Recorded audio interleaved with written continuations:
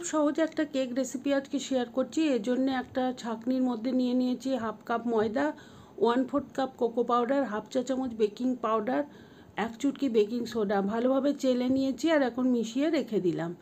আর একটা বাটিতে নিয়ে নিয়েছি 2টো ডিম, ভালোভাবে ফেটিয়ে নেব। এর সাথে দিয়ে দিচ্ছি হাফ কাপ পেশা চিনি, নর্মাল চিনি আমি ব্লেন্ডার জারে ব্লেন্ড করে নিয়েছি। আর 1/3 কাপ দিয়েছি তেল।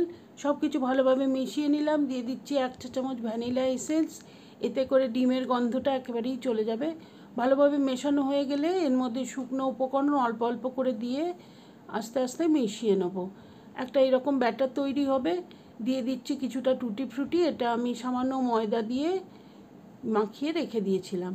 আর এখন একটা কেক টিনের মধ্যে একটু তেল লাগিয়ে নিয়েছি, তার উপরে ময়দা ডাস্ট করে নিয়েছি। এখন কেক ব্যাটারটা ঢেলে দিলাম, ওপরে দিয়ে দিচ্ছি কিছুটা চকলেট চিপস, এটা সম্পূর্ণ অপশনাল। এখন ওটিজিতে আমি 180 ডিগ্রিতে 30 মিনিট বেক করে নিয়েছি।